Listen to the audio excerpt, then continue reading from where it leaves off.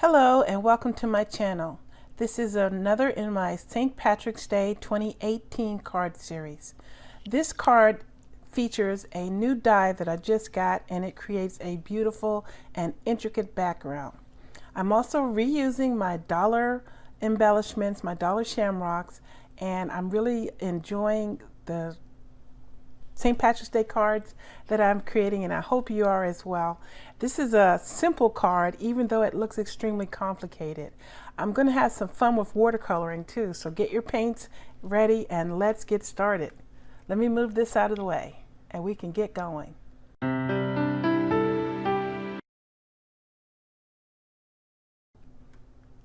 The inks I'm going to be using today is going to be Versafine Onyx Black and some of the Distress inks. This is more colors than this design actually needs, but I wanted to have a few more extra colors of green, and you can use less or more. It's totally up to you. So the colors I'm using is Fossilized Amber, Dried Marigold, Abandoned Coral, and Gathered Twigs. I'm using Shabby Shutters, Peeled Paint, and Twisted Citron. If you didn't have the Distress inks, you could use any inks that you have, which will work with watercoloring, and whatever colors you decided. These are just the ones that I chose. The stamps and dies I'm using today is the framed floral card front. This I just got it from Urban Scrapbookers in Edmonds, and this is a Spellbinders. It's a, let me show you all the different pieces actually, because this is kind of intricate. It has intricate inside part with a frame cut, and it also has an intricate border also with a frame cut, but I'm just using these two right now. I'm using the Lucky Friends St. Patrick's Day stamp set, yes again, and it comes with dies, but I'm not using the dies for this one. I've also went and pulled out Sheltering Tree by Stampin Up. I really like this stamp set, and it's still available, I believe, so if you can get your hands on it, I would recommend it. You won't go wrong.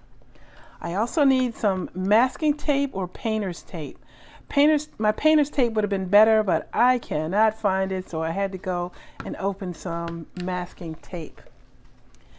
I'm going to be using opaque white embossing powder, and I'm also going to be needing my embossing buddy. I'm going to use some rhinestones and my dollar shamrocks. I have quite a few left. I'm getting a lot of use out of them. And I'm also going to be using some more dollar shamrocks, also from the dollar store. I'm getting a low of going through quite a few of them. Okay, I think that's everything, so let me move this out of the way and we can get started in the card creation. Okay, let's start right into the watercoloring. I have a clipboard here, and I've used the masking tape to hold down the watercolor paper so that it won't move or buckle while I'm putting all the water on it. And I have here a piece of cardstock which I have laminated, and I use this as a palette to press the colors that I'm going to use right on here, and it washes right off and it's reusable. So I'm just going to press all the colors that I'm going to use onto here. Okay, I have a paintbrush and another flat brush. With the flat brush, I'm going to just go all over the entire surface of the paper and wet it. I'm not putting on too much because I don't want it to be a hot mess all over the place, but I need it to have some moisture to start out with. So I'm going to start with the lightest color and then move the way to the darkest color and then bring in all the greens. And there's just no right way or wrong way, just go for it. So I'm bringing in a little water and adding it to the paint and then just dropping it all over the place. So I'll just let some music run while I do this coloring.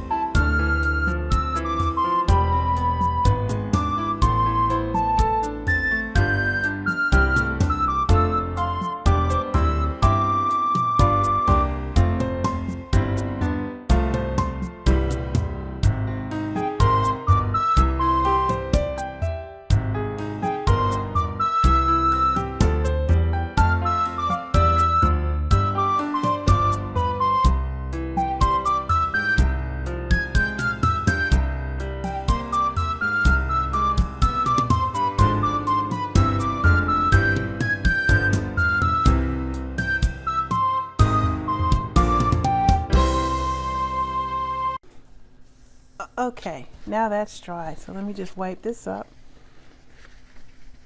with the wet rag. You see all the colors come right off and it can be used again. So I'm going to carefully peel back the masking tape.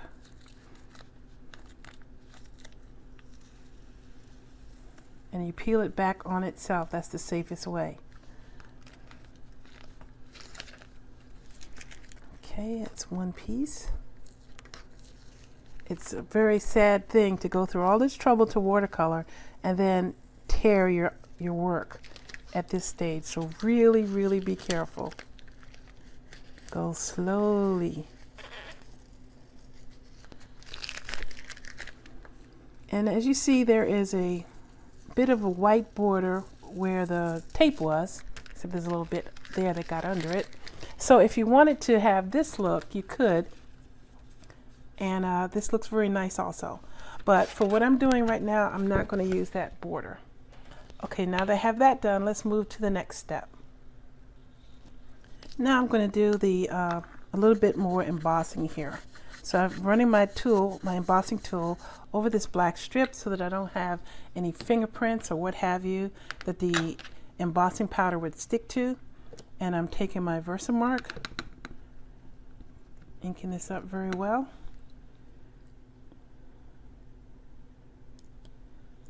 Okay. Now I'm just going to dip this right into this embossing powder. There we go. Just knock off the extra, and if you had embossing powder, a little bit of strays here and there where you didn't want it, you can just use a clean paintbrush and just rub it right off. But I did pretty good on that. Now I'm going to just take this off camera and heat this with my heat tool. I'll be right back. Okay, that looks good. Set that aside.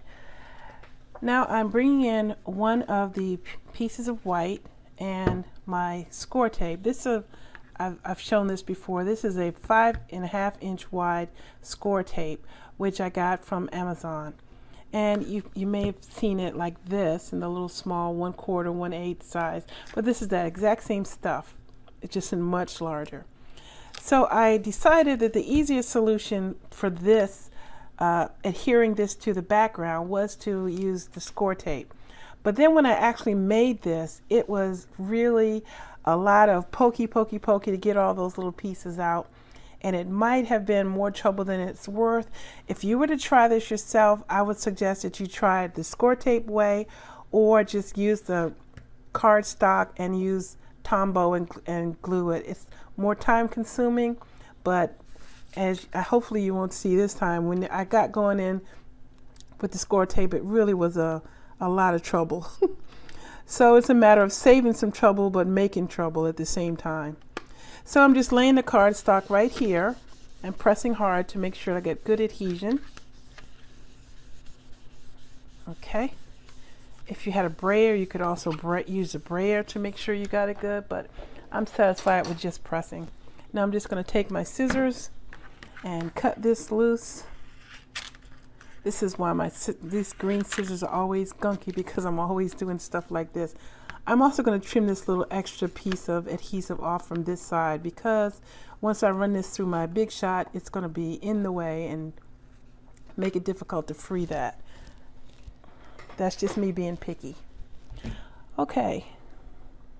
It's stuck to my fingers. Okay. Now I have this ready. On to the next step. Now I have this white with the score tape on the back. So I'm going to run this through my Big Shot.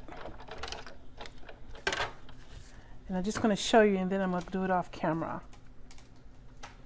And I'm running this part through the Big Shot. Let me put that back on there. Okay. Now, if you run this through and you don't get a good impression, you might want to run it through 2 times, maybe 3 times to make sure you get it. Or if you really are having trouble with an intricate die like this, you could use a precision base plate. This adds more pressure to the die so that the little intricate parts will cut out easier. This is the sandwich for this. I'll show you that really quickly. Is the magnetic platform, and then this side up, not the other side, because that's not the cutting side. And then your paper, and then your die, and then one cutting plate. And that's the proper sandwich for that. You should know that using this precision base plate, you're not supposed to use it on regular framelits or thinlits, things like this, because it puts way too much pressure on it and it will make it buckle. It's only for intricate dies, either all over ones or the intricate words or things like that. That's the only time you use that. So let me do this and I'll be right back. Okay, now I have the die, and it cut really good, but because this is thicker with the adhesive and the paper, it gives a little bit of problems, and this is where I ran into trouble with the prototype. So let's go through this. I know I'm going to need this, and I also have brought in my die brush. So let's see if we can free this up by just running the die brush over the little pieces and get as many out as I can this way first. This die brush is really, really helpful for intricate dies.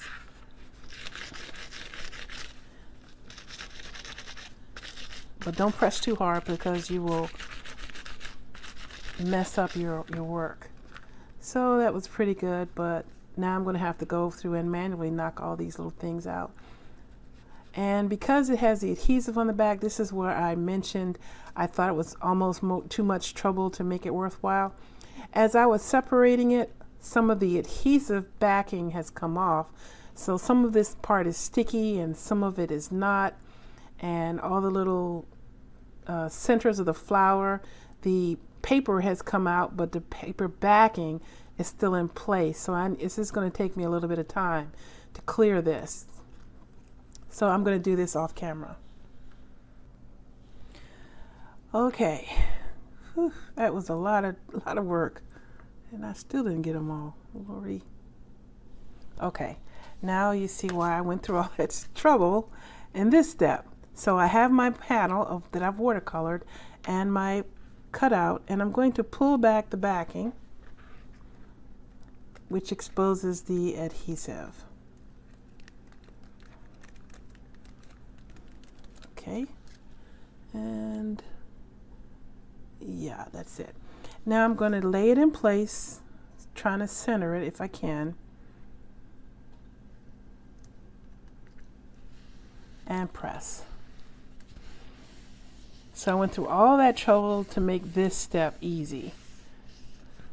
So you'll have to do this yourself with your own intricate die and score tape, and find out which you think is easier, to use the score tape, backing, die cut, or just go ahead and use Tombow and be patient.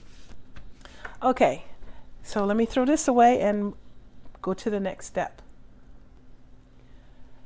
Now I have my big shot back in, and I'm going to use the outer frame and trim this to size. You of course didn't need to do this. If you liked how that looked, you can just leave it that way. But I'm going to trim it because I want it to fit my card front. And this outer frame just pretty much nestles right around this with a pretty tight fit. So you just keep moving it until you have the die cut centered in the opening. Grab your other plate and just run that through.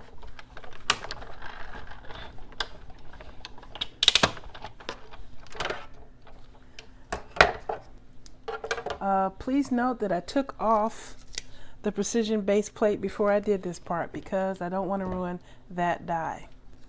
It's really important, so I repeated it. Okay, so now I have this outer frame, which is trash, and this is now trimmed to the exact dimensions of the die cut. Okay? All right, let me move this away and move to the next step.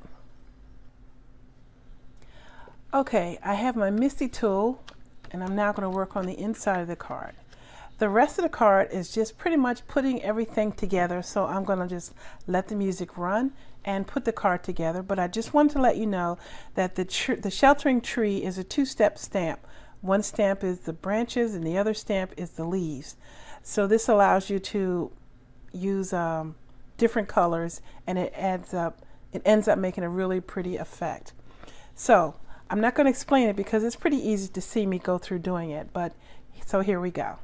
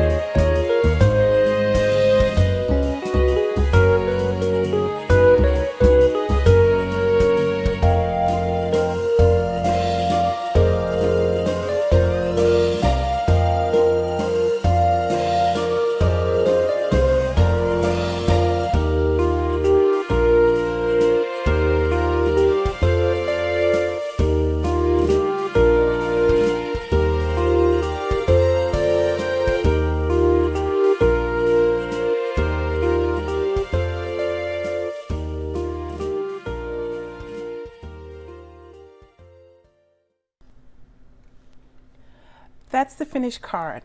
It was really easy to do, even though I ran into a little bit of issue with the adhesive.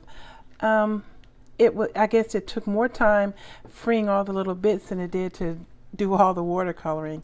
And I am really glad of how the watercoloring came out. I have a little bit darker greens than I have on this one than I have on that one. And there's also a little bit more of the abandoned coral peeking through. Let me know which coloration you like better. But as I said, you didn't need to use all the different colors I did because it just adds more depth to it. You don't see them specifically, but it just, I thought, added a little bit more interest to the background. So I hope you'll try this card yourself. You can do this layout with any intricate background you had. Even if you didn't have this die cut, you could replicate this look with a floral pattern paper. Just have this pattern paper in the background, and embellishment in the front, and a sentiment. It's really as simple as that. So I'd like to thank you for watching. Please subscribe to my channel, and I'd like to thank you for all the comments that I'm getting. I appreciate all the time that you're spending with me in my videos. I'd like to thank my brother David for the music that he's providing. I hope you're enjoying that as well. Take care, everyone, and have a great day.